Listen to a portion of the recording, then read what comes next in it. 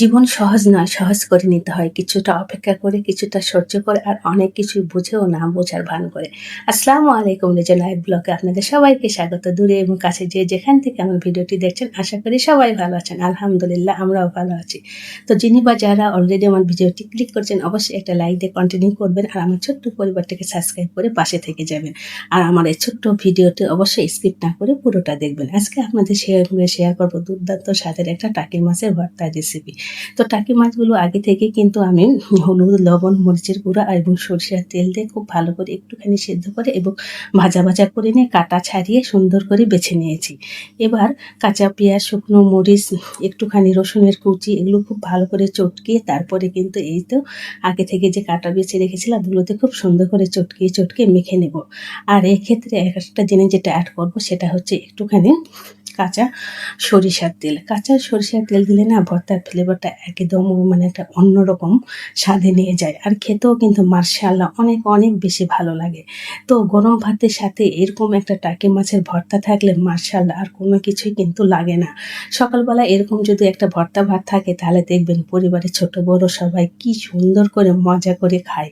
আসলে ভর্তা ভাত খেতে কিন্তু আমরা সবাই ভীষণ পছন্দ করি, কিন্তু একটুখানি কষ্ট বা ঝামেলার কারণে কিন্তু আমরা একদমই তেমন এটা করতে চাই না। তবে টাকি মাছের এই ভর্তাটা কিন্তু খুব সহজে খুব সুন্দর করে ঝটপট করে নেওয়া যায়। তবে ধনিয়া পাতা দিতে পারলে ভর্তার কি স্বাদটা আরও বেশি বেড়ে যেত।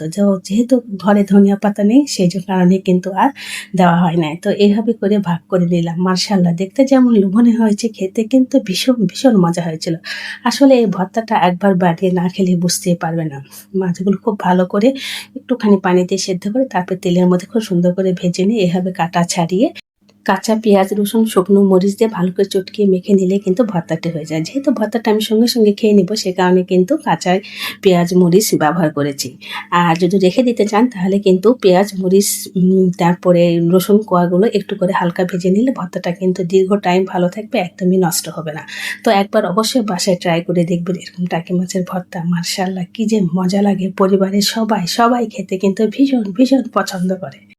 তো আবারও বলছি, আমার এই ছোট্ট ভিডিওটি স্কিপ না করে পুরোটা দেখবেন আর সাবস্ক্রাইব করে আমার এই ছোট্ট পরিবারের পাশে থেকে যাবেন। যাই হোক, সকালবেলা কিন্তু মন এবং পেট দুটো ভরেই খুব আনন্দ করে পরিবারের সবাই একসঙ্গে গরম ভাত আর ভর্তা খেলাম। তারপরে কিন্তু লেগে পড়েছি সংসারের কাজে। আসলে বেডগুলো গুছিয়ে নিলাম। যেহেতু মানে স্কুল পরীক্ষার এসএসসি পরীক্ষার দিনগুলোতে অফ থাকছে সে কারণে বাচ্চারা কিন্তু একটু দেরি করে উঠছে, আর সে কারণে কিন্তু বেডগুলো গোছাতেও একটু করে দেরি হয়ে যাচ্ছে। যখন যেভাবে তখন সেভাবেই তো করে নিতে হয়, এটাই হচ্ছে সব গৃহিণীর নিয়ম। তো যাক, আমিও কিন্তু আমার কাজগুলো ঠিক সেইভাবে করেই মানে করে নেই যখন যেভাবে সুবিধা হয়। আসলে কষ্ট করে কোনো কিছু কাজ করতে কিন্তু আমার ইচ্ছে করে না। নিজের সুযোগ সুবিধা এবং স্বাচ্ছন্দ্যের কথা ভেবেই কিন্তু আমি পরিবারের কাজগুলো করি, আর এর থেকে কিন্তু একটা অন্যরকম ভালো লাগা কাজ করে। যদি দেখবেন জোর করে বা কষ্ট করে কোনো কিছুই করতে যাবেন না, এতে করে কিন্তু আপনার মধ্যে একটা একঘেয়েমি কাজ করবে, তখন কিন্তু সংসারে কোনো কাজ করতে আপনাকে আর একদমই ভালো লাগবে না। সংসারটা হচ্ছে একটা মায়ার জায়গা, যেখানে আপনার প্রতিটা ক্ষেত্রেই মায়া, আদর, স্নেহ, ভালোবাসা ছোঁয়া থাকবে, তবেই কিন্তু সেই সংসারটি আপনার কাছে পরিপূর্ণতা লাভ করবে।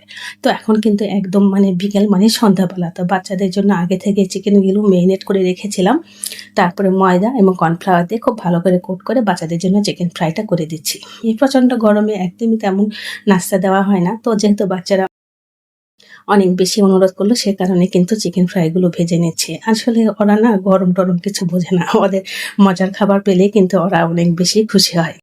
আর চিকেন ফ্রাইগুলো আগে থেকে মেরিনেট করে রেখে পরে ময়দা এবং কর্নফ্লাওয়ার দিয়ে কোট করে দিলে মাশাআল্লাহ একদম কিন্তু দোকানের মতোই অনেক বেশি ক্রিস্পি হয়, ভেতরটা কিন্তু অনেক বেশি জুসিও হয়। তো সবাই ভালো থাকবেন আর আমার ছোট্ট ভিডিওটি স্কিপ না করে পুরোটা দেখবেন, আর আমার অসংখ্য ভুলগুলো অবশ্যই কিন্তু আপনার ক্ষমা সুন্দর দৃষ্টিতে দেখবেন।